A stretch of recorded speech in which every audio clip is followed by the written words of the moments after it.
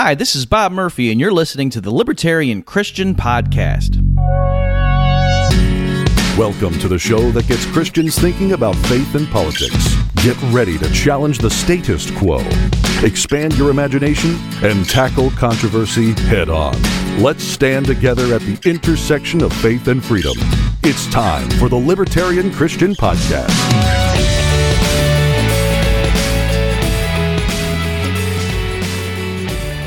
Welcome, everybody, to the Libertarian Christian Podcast, a project of the Libertarian Christian Institute.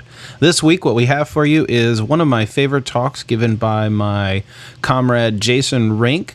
It is called American Idol. He gave this talk back in 2014 at our Christians for Liberty conference, and what we're going to do is not just simply play you the talk, but we are going to do that, and we are going to give you a little bit of our commentary along the way. Jason has a lot to say about what he said in his talk, and so you'll be interested to hear a little bit of commentary from him, what he was thinking, maybe some of the risks he took in being a little bit provocative. So we hope you enjoy this annotated version of our talks, and we'll see you on the other side. When I look at this idea of statism as a religion, I think some people think that that's a little bit strong, like that's going too far. Like a religion, really? And so when we think about what a religion is, there's just a couple of definitions I want to pull out.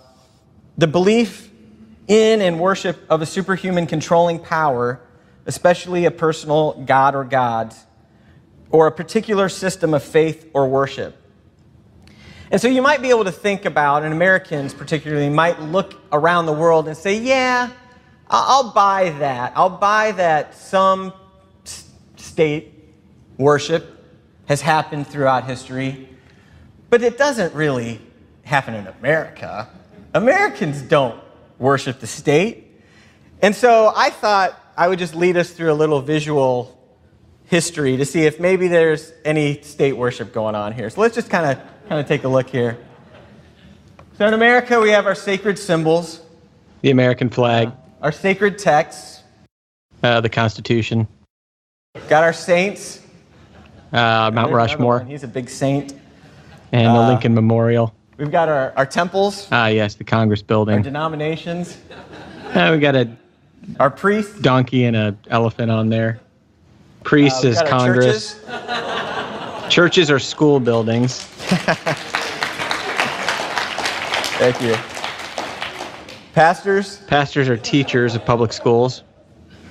We've got common prayer. The Pledge of Allegiance to the flag. We've got our televangelists out there.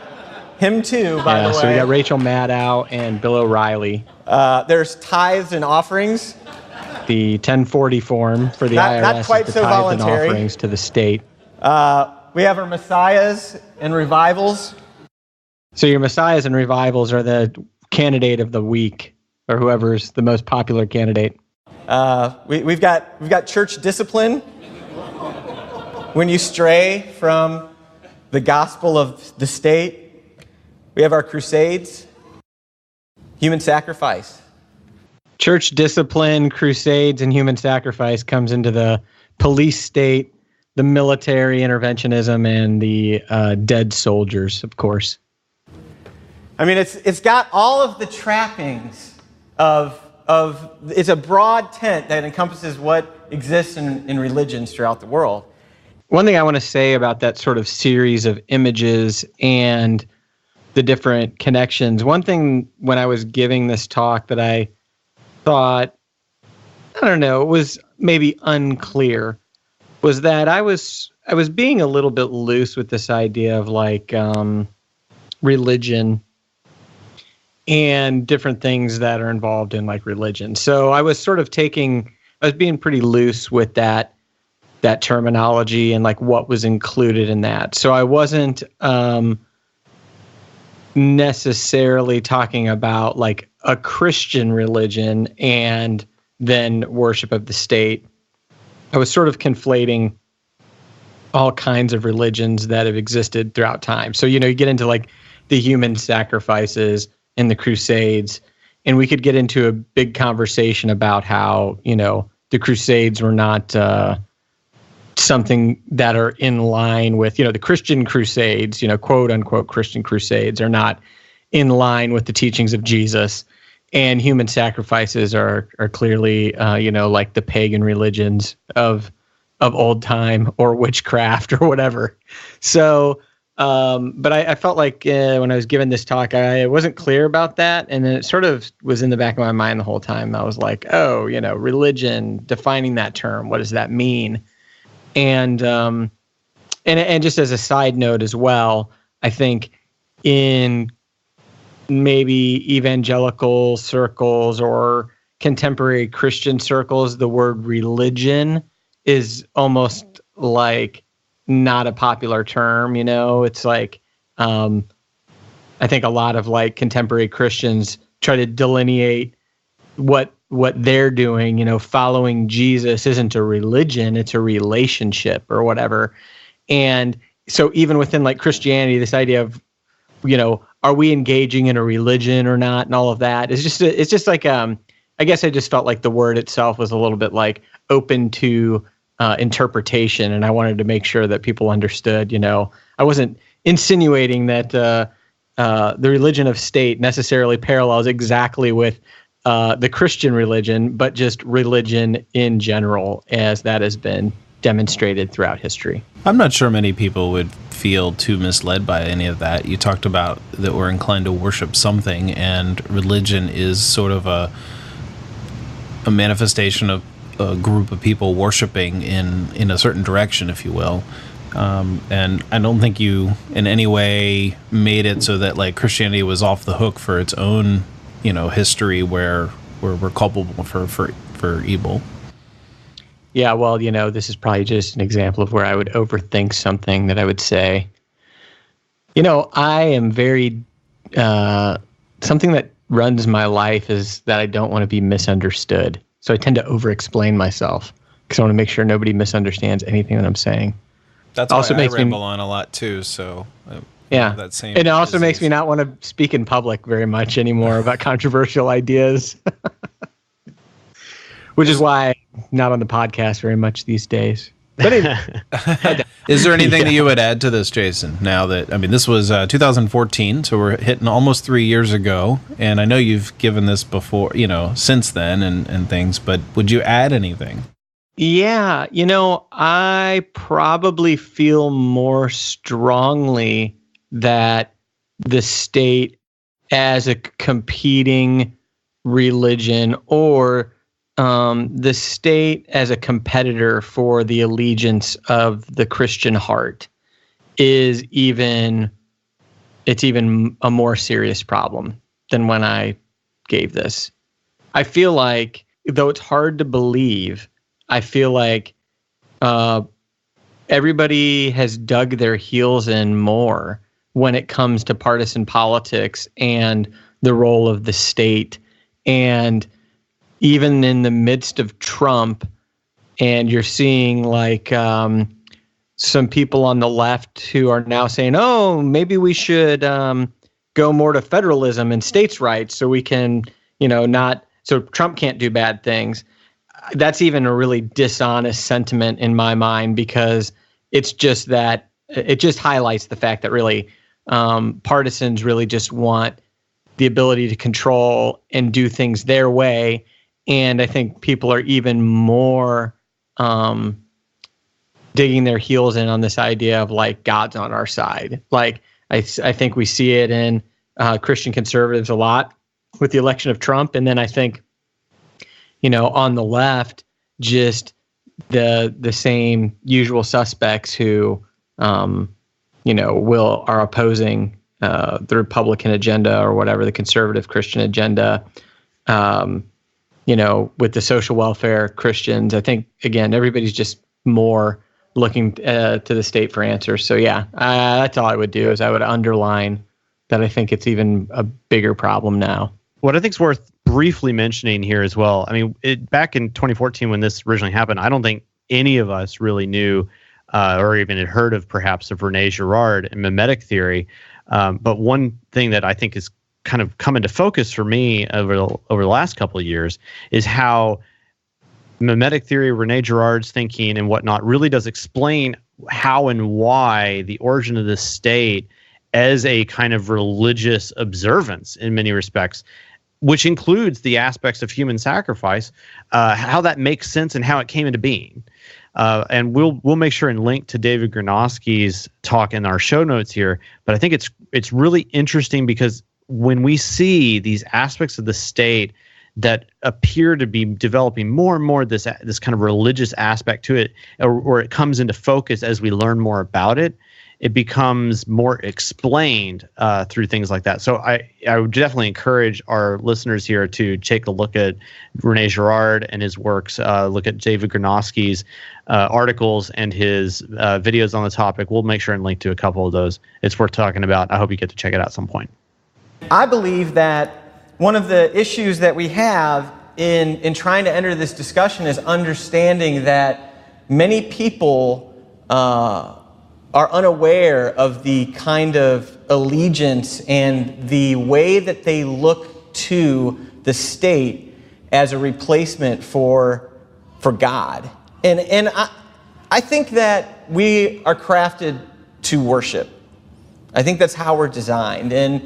And I say this from the standpoint that I believe when you bottom line it with most people, there is something that they do worship. Now, whether that's just self and their own self-interest, or a government, or a god, a deity, all sorts of different things we can worship. But I believe you can look throughout human history and see that humans exhibit a tendency towards worship.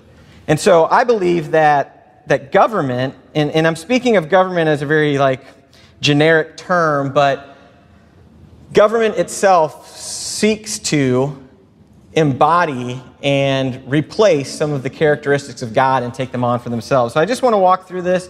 So I make this statement about government seeks to replace God, and it gets a little sticky here because, government is really made up of individuals who make up this, organization, this bureaucracy, this force, this collective. And so I think it's worth noting that I don't know from an individual level that there are representatives or that there would be a significant number of individuals throughout government who would have some sense that what they're doing is replacing God or what have you. But I think there's this sense of how the nature of government is, which is that it's individuals coming together and exercising power for the greater good, or trying to accomplish something for the greater good, thinking that they're doing some service for society or for America or for the people. And to the degree that that exists, there is a dimension of that is it is godlike. And the fact that individuals, when they're engaged in the work of government, there's a phenomenon where individuals are absolved of responsibility for what they're actually doing because they're part of this larger whole. So government's this large, massive thing that does all this stuff, and everybody they're just these cogs in the wheel, and yet here's government moving, doing these things, accomplishing these things, interfering in these things. So I don't know. I just feel like there's a sense by which I would personalize government and say that government as an entity does seek to replace the attributes of, or take on the attributes of God and then carry out the work that would be attributed to God. And yet, from an individual level, the individuals within government, I don't know that they would share that sentiment. And so that is an interesting dynamic for me. And maybe what I would say is that it's interesting to me that there's something that takes place in the collective workings of government, in that individuals may not have this thought or sense that they are embodying the attributes of God to carry out the work of God in the place of God as a government agent. But altogether, the impact that they have as a collective, government employees and bureaucrats and legislation and all of this stuff, it takes on a life of its own and a godlike power of its own, which I think is interesting. Well, it sounds like what you're describing is the fact that the state as an institution somehow takes on a life of its own outside the individual members that comprise, its bureaucracy and organization and things like that. So, yeah, there's a sense in which because it takes on a life of its own, I mean, I don't know, it in some ways I can say, well, it's not really that surprising that would happen, because you're giving an institution a monopoly on the use of force. And so what else would you expect for that to just really go downhill?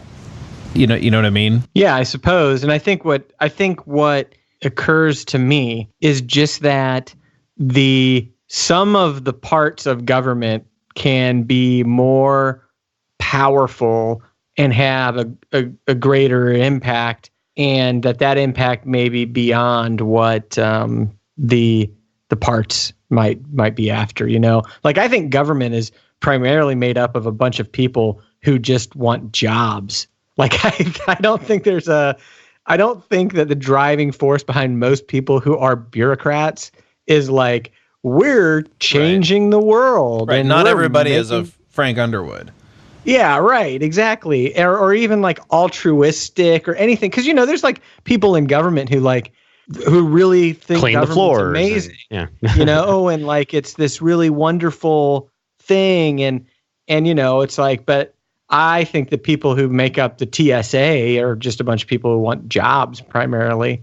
Like, so, and yet they have this collectively, the TSA has this awesome godlike power of, invading our privacy, nothing being out of its view, so. But isn't it interesting how this is the banality of evil at work when it comes down to it? Yeah.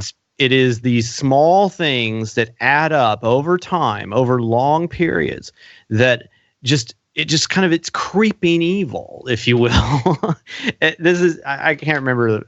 I know people have talked about this in the libertarian movement before, and it doesn't occur to me off the top of my head who does, but you even hear about it. It's called the banality of evil, and how that's a great term for it. Yeah, and I thought it was great, and I've never really forgotten it. But it's this idea that, like you said, a lot of these people don't individually feel like they're doing much, and maybe they're not contributing very much to the force of the state that is slowly but surely progressing. But as you add more and more and more to it, it just adds up over time and again until you have the TSA and the NSA and the bureaucratic behemoth, the deep state, if you will. That's actually, in many respects, it's the worser problem than elected representatives at times. Because at least the elected representatives, their hand is stilled for a little while they're, trying to get reelected or something to that effect. But the bureaucratic mechanism, it never dies. It never wants to go away. It never stills its hand. I think that's why there's a perennial value to the libertarian critique of the state, is that it's this engine that runs behind it, and we kind of intuitively know that it doesn't matter who's the conductor. This thing's just going to keep going. And it's a lot more than just, quote unquote, electing the right people to deal with it. This is probably not going to be the deepest exploration here that you're going to get today of these ideas, but here's some ways that I think that the state in America seeks to embody and replace the attributes of God. So the state is good and just and holy. And I'm going to play a little bit with a couple of verses. Psalm 31:19, "Oh, how great is thy goodness, which thou hast laid up for all them that fear thee." Psalm 145:17, "The state is righteous in all its ways, and holy in all its works." Romans 7:12, "Wherefore the law is holy, and the commandment holy, and just and good." And this idea that the state is this good and benevolent and fair organization. It's a public service full of well-intentioned people who only want to make the world a better place, that the courts of law can be trusted and seen as legitimate venues to resolve disputes with one another and have no ulterior motive. Specifically, when Mike was just talking about states' rights, that the federal courts are somehow representative of we the people, not the federal government and the interests of the federal government. So this point specifically starts to get at something that libertarians have talked about for a long time, which is this idea that the public and the people, well, we're really just not, to be trusted, and we're not responsible enough to take care of ourselves and have these, voluntary associations and self-regulation and all these things. So what we need to do is we need to elect people or select people or put people into places of power who represent us, and then somehow by being placed into those positions of power, these individuals who, when they were just part of the public, all of us were just a bunch of idiots who can't self-regulate and, deal with our own problems in any way. Once they get into government, somehow they become holy and righteous and just in all of their ways. And somehow by entering into the halls of government, you now become part of this sort of priest class of individuals who can adjudicate and administrate over the people righteously and well.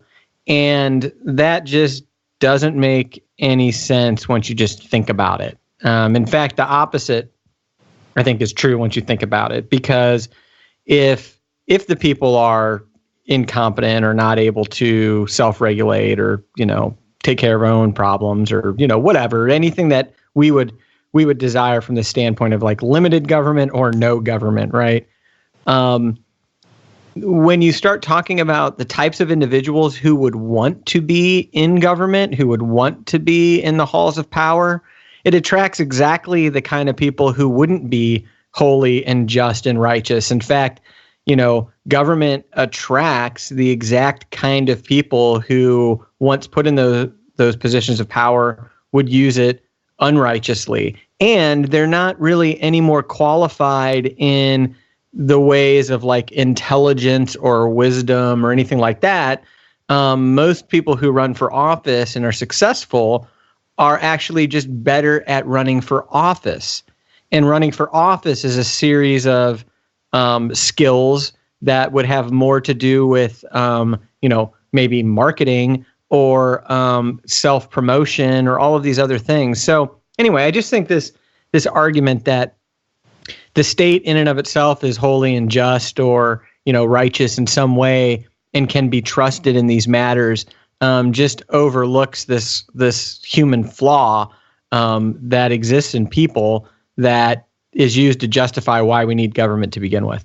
I would venture to guess that most Christians, I can't speak for non-Christians, I would say most Christians sort of revere the institution of government because of a misinterpretation or the perennial Romans 13 remark that, God ordained government to do all these wonderful things or to administer justice and things like that. My guess is that the people on the right are going to look at that and say, oh, well, maybe if someone gets in government, they're just going to take it seriously. They revere, once they're in office or because they're aspiring to be in office, they'll see it as sort of a sacred calling and they'll take it more seriously.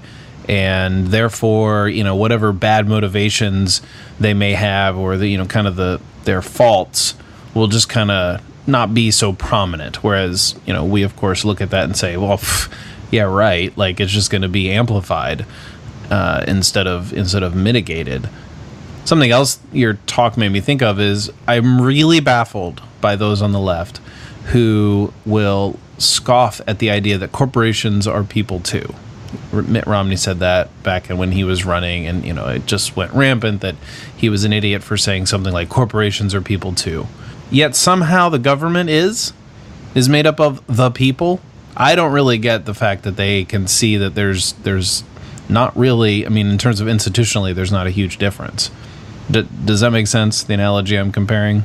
Well, it gets into this idea that corporations in the marketplace, so capitalist corporations, business corporations are somehow different than government corporations, and really they are different, but they're different in ways that those who have misplaced trust in government aren't willing to recognize, which is that it's government as an organization and as a corporation that actually, in the collective sense, when we're really talking about the machinery, is not accountable to any market forces or competitors. It's open up to being captured by the exact businesses that those people would rail against. So they like to talk about how terrible corporations are when they're talking about businesses and how they're buying out politics and that they're having undue influence over it. And it's like, yeah, well, that political system is there to be bought. And so the difference is that what you're touching on that I think is just significant, and that I don't think people who typically are on the left who have this sense around government being more trustworthy somehow for the public good is this idea that government doesn't really have a competitor. Even though representatives might, government itself does not have a competitor, and therefore it can get away with a lot more and can be more corrupt and can be more under the control of moneyed interests or whatever than actual businesses, which actually have to answer to different competitive forces. Yeah, the closest thing to a competitor is a challenger for the incumbent every 2, 4, or 6 years. Which is pretty slow feedback loop. The idea that mediation in issues of person or property could ever be handled in a competitive free market of services is inconceivable. We place confidence in the justice system such that we are comfortable with the state not only as judge but as executioner. And no matter how absurd laws may be, that they are to be obeyed at all costs. So I think these are attributes that people have. These are things that people think about our government as truths that are embodiments of God. I believe some people look at the state as eternal. And I know that sounds crazy, but it's as if they believe John 1:1 says, "In the beginning was the state, and the state was with God, and the state was God." But the concept that the state has always existed and will always exist. So the idea that we could move towards a voluntary or stateless society is inconceivable. It's not even worth discussing. And I'm not here to decide whether or not that's true. But that is on the table. People say, who will build the roads? Who will protect us from our foreign enemies? And most people don't understand what the world could possibly look like if the state in its current form were eliminated or drastically reduced. There's even the saying, right? What are the two certainties in life?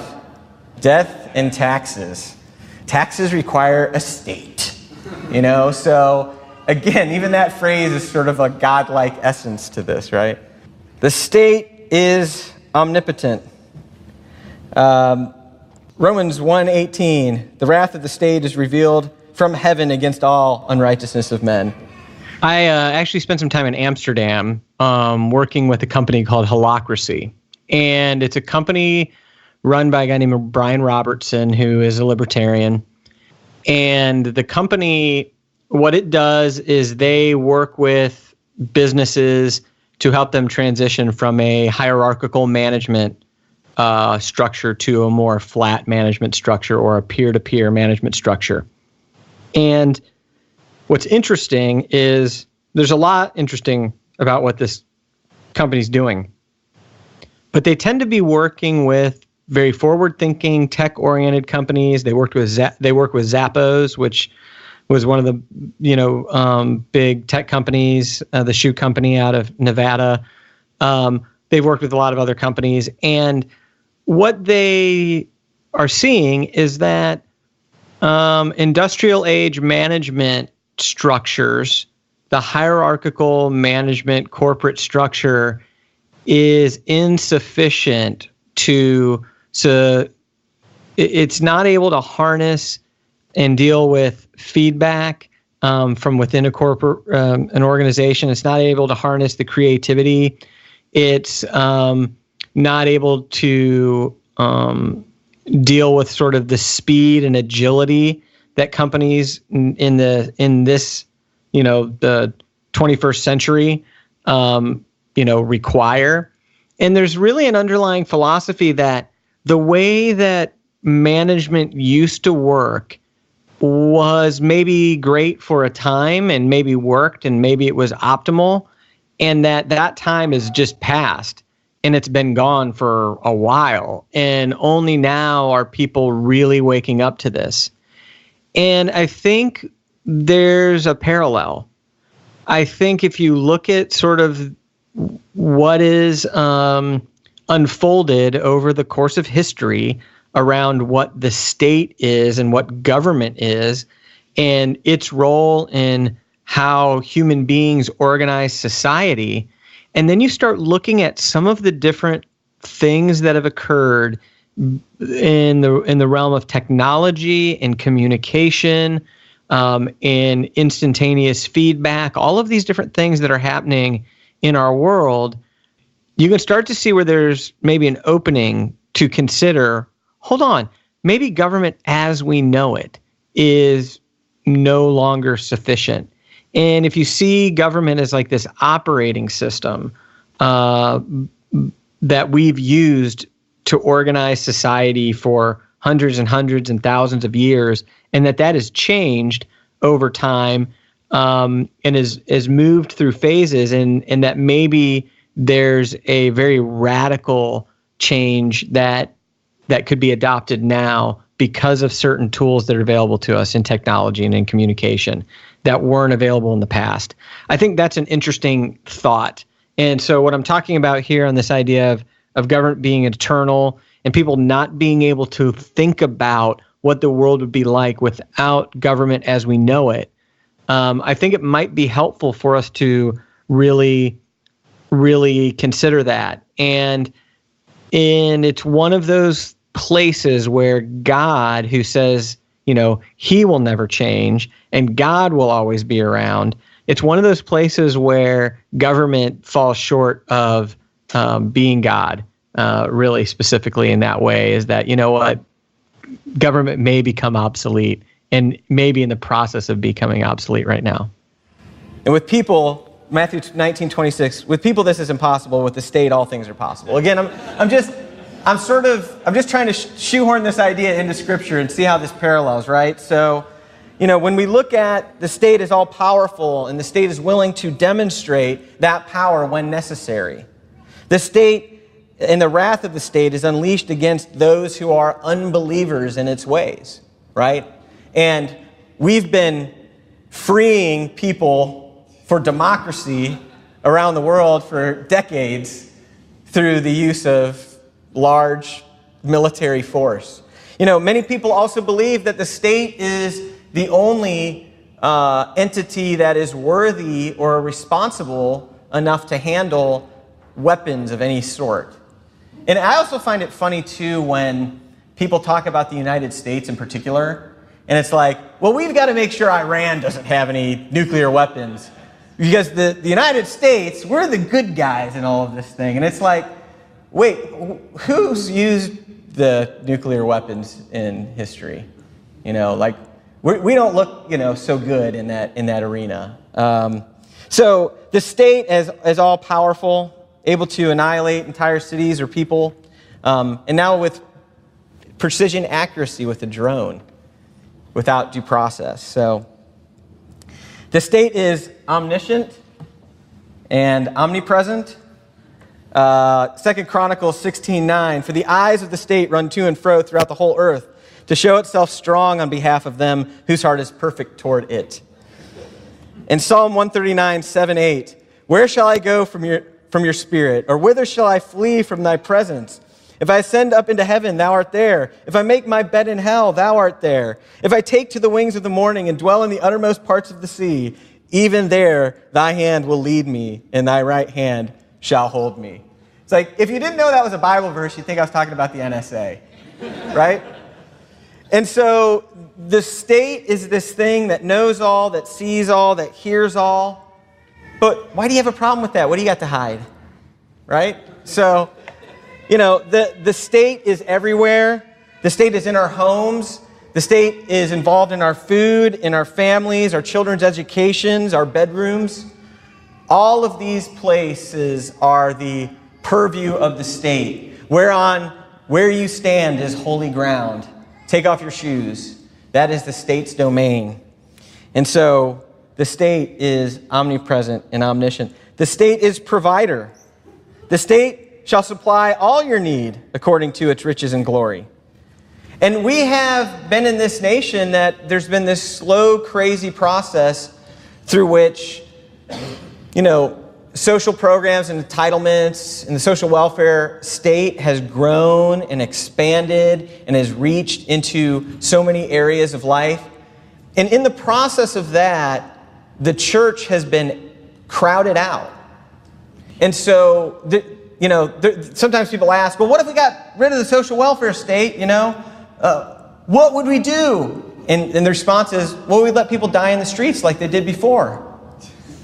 Which didn't happen. That's not what happened before the New Deal, okay? I mean, before this all began, there were people and organizations and charitable groups who helped mankind. We had a different sense of community back then, too. I believe that the breakdown of the community in the United States is a big, big problem. It's not a problem that we have to somehow legislate to solve. I'm just saying it's an issue that has changed how we interact with people. And so many of us live in neighborhoods and in cities where we barely know the people that we are around. And so the idea that we would help others out and do things for others through our own sense of charity and through our own sense of responsibility. And I believe this thing is true for the church. And I believe many people now say, why would I give? That's what I pay my taxes for. And yet, that is the most impersonal way that care can be given in this society. Facelessly, administratively, bureaucratically. And so, the state as provider has been a way that not only has it been detrimental, but it has removed the opportunity for people who are helped out to be directed toward the church and the people of God. Because the state truly is their provider. It didn't come from a voluntary, caring community of people that they know who have been changed by the gospel and have shared out of their own resources to help those in need. And I think that could also speak to why we have seen a major decline in people being receptive to the gospel and to the church and the work the church does. Something that occurs to me on this provider idea, and I get at it here in this talk, but the state has replaced God, and to the degree that the church was to be the body of Christ, the hands and feet of Christ, moving on the earth, changing people's lives, helping the poor, all of these different things. The fact of the matter is in this instance of provider, I think the state really has replaced the church in a lot of ways. Like, I think the state is seen as the entity that does help the poor. I think that's how people see it. I don't think people in American society typically think, oh yeah, the church, those are the people that are helping the poor. So I guess my point is, I think there are places along this whole argument where the state has successfully dethroned God in the minds of people as being the organization or entity that does accomplish these things. and not just in society at large, but in the church. There was a previous point about, protection. The war powers and the surveillance powers of the state, tend to be accepted by and large, just, by conservatives specifically, but overall by people in the church. The idea that, we are kept safe by the state, and yet really, I think God would tell us as Christians, like, hey, what are you afraid of, guys? Like, all power in heaven and earth is given unto me, and, I take care of my entire creation, and you're my children, and so I don't know what you're anxious about. So, the church is hanging out. We're all anxious and scared and fearful about all of the different ways that we can be harmed or injured or killed, and look to the state as being this great protector and keeping us safe. And again, I just think it's evident that in the hearts of Christians in the United States, like, the state has dethroned God in that area. So in the area of protector and provider, I think that it is, I think it's hard to argue that hasn't happened, not only in society, but in a lot of Christians.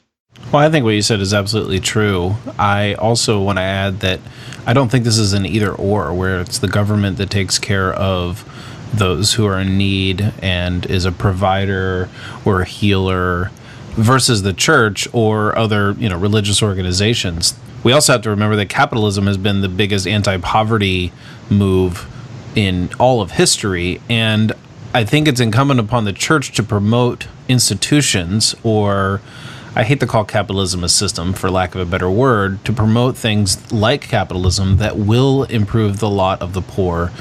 And, at some point, if the government stops creating or keeping people in poverty through anti-immigration reform or stupid regulations like licensing laws and things like that, I think it would be a much more, I think it would be a much easier job for the church to envision, we can handle this, because there's so much less of it if the government could get out of the way. And I realize that's... No, you bring up a great point when you bring up the point of capitalism and, how, the facts are that it isn't any welfare program or nonprofit that has had the greatest impact on elevating the livelihood and the standard of living for the greatest number of people worldwide.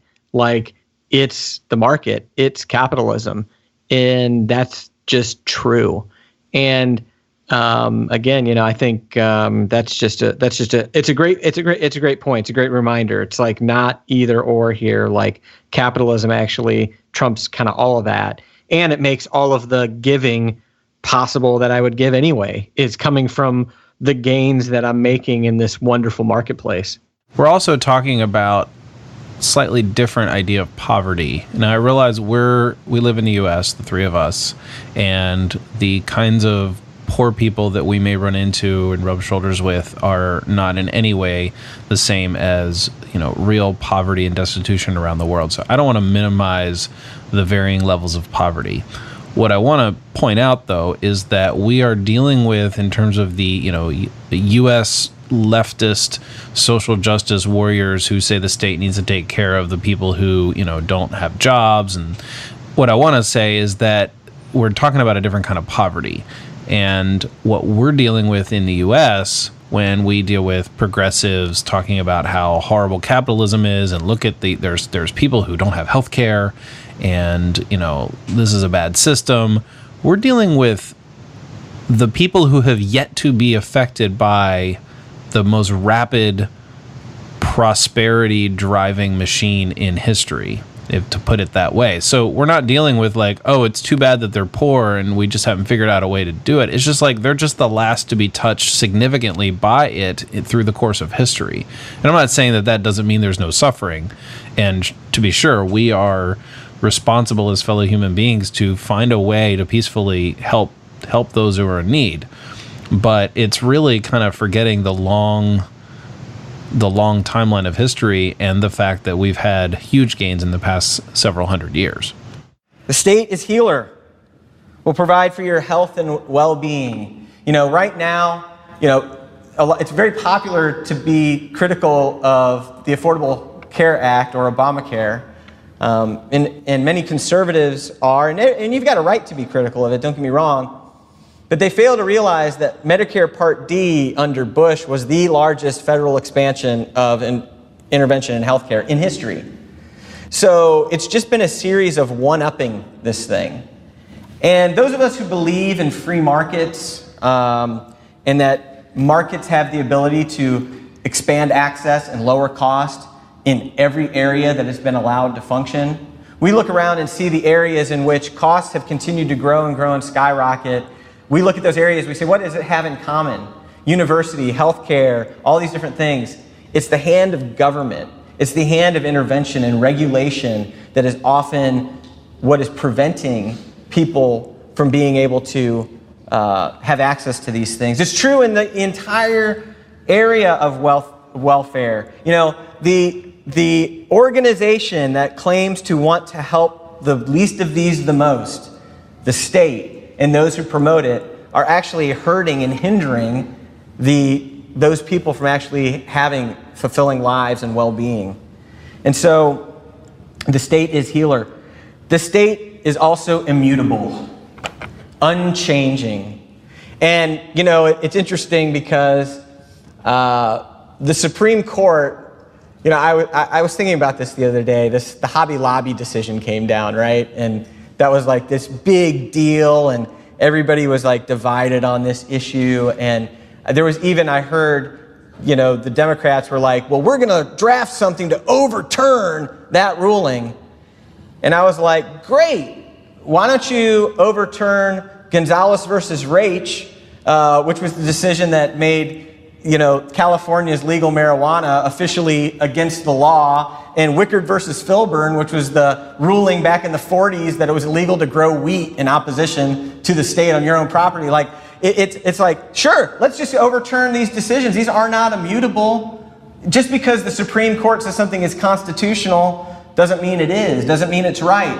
And I'm not specifically speaking about the Hobby Lobby decision, whether or not that was right or wrong. I'm just saying, people go forward and they're like, we have this history of ex cathedra communication from the Supreme Court, and that is the final saying on the issue. 9 judges in dresses who are appointed, and the reason everybody wants to control, the presidency and the House and Senate, all the time they're like, well, we're going to get to appoint some new Supreme Court judges, and that way they'll make decisions that we like and the other team doesn't.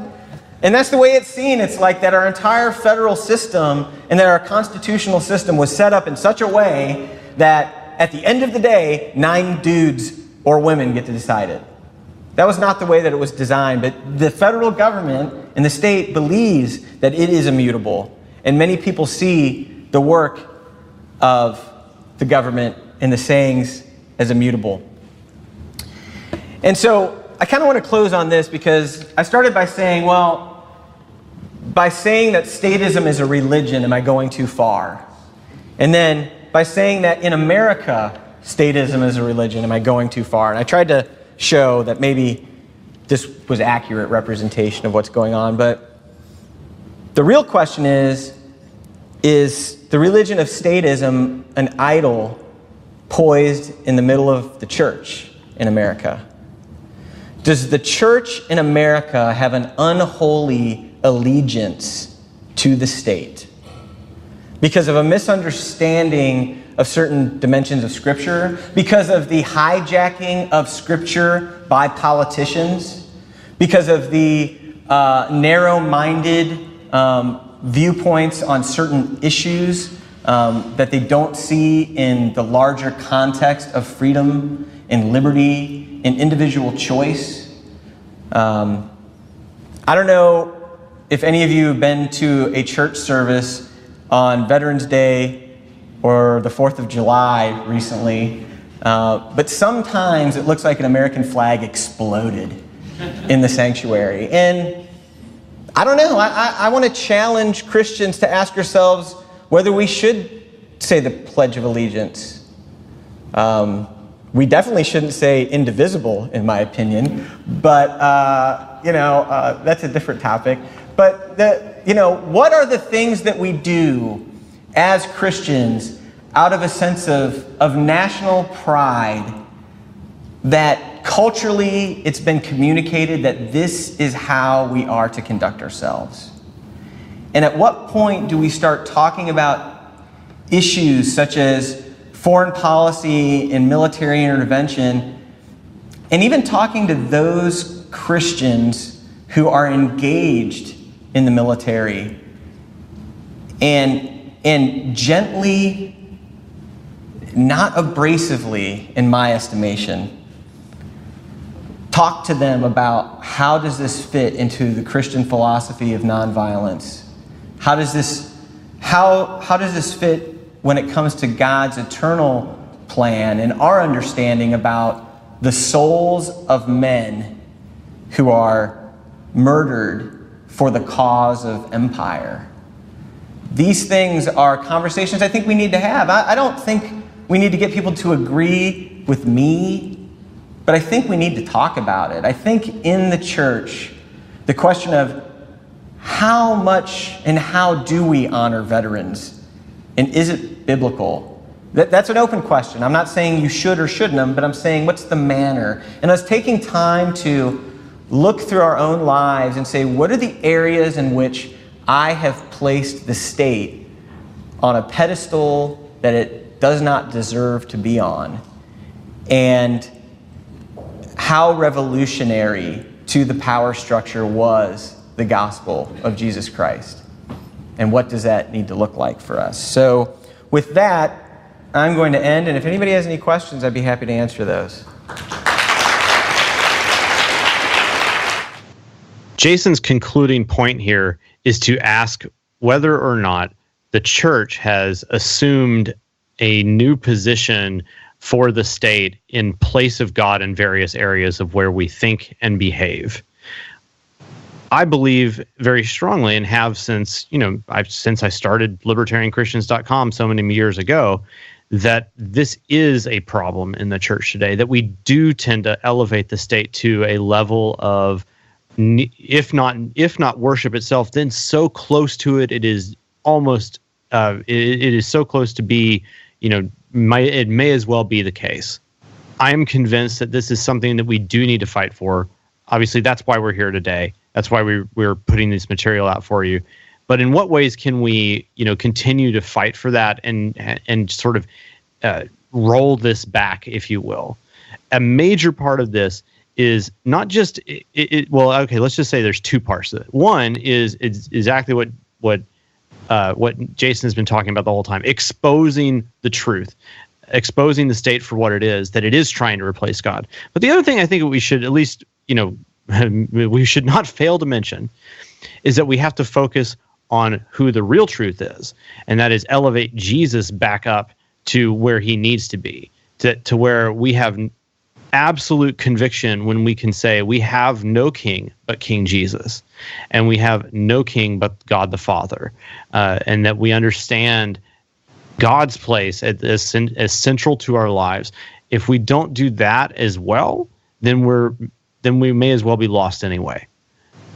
So I think that's something to kind of, it's a good way to conclude here as well, that when we can retool our focus away from looking to the state for our provider, as away from the state as our protection, away from the state as the arbiter of all conflicts, and that it needs to be the one that we look to for advice and support and provision, and we instead retool that focus to God, we'll be in a much better position overall to explain even the negative aspects of the state to people. I think this last point that I'm making here is really the most important, in that my concern is where the church falls into this whole thing. Because, people who are not Christians, they're going to worship something, and it's not going to be Christ. And the state, honestly, is a pretty awesome thing to worship for people who've never encountered Jesus in all of his awesomeness and majesty. And so I am pointing out that people tend to worship the state, and the state has become an object of religious worship and devotion from people who would otherwise claim to be non-religious people, by the way that they act and by the way that they seek to have the state embody these attributes of God in their lives. But that's not my main concern. My main concern is waking Christians up to understand that they have moved the state in, and that the state occupies a place of worship that it shouldn't have in their hearts and their lives, to the degree that they look to the state to provide and embody these attributes of God that I've delineated here. So again, the message is to the church, and it's to the church that I'm most concerned about getting this right, because the other aspect of this is that I think some of the greatest damage that's been done to the gospel and to the ability for us as the people of God to influence people toward Christ, for us to be able to get them to understand who he is. I think the degree to which the state and the church and Jesus and politics has all been rolled up into this big mess, I think that has really hindered the gospel. And so I think it's something that we as Christians need to really deal with and recognize that it's been a hindrance to the mission. So we hope you like this annotated version of the Libertarian Christian podcast, because we are kind of experimenting here a little bit. We'd like to hear some feedback from you, and if you want to tell us what you think, you can send us an email at podcast@libertarianchristians.com. You can reach us on Facebook, Twitter, and of course our website, libertarianchristians.com. Thank you for joining us, and we'll see you next time. The Libertarian Christian Podcast is a project of the Libertarian Christian Institute, a registered 501c3 nonprofit. The audio engineers were Doug Stewart and Jason Rink, and voiceovers were by Matthew Bellis and Caitlin Horn.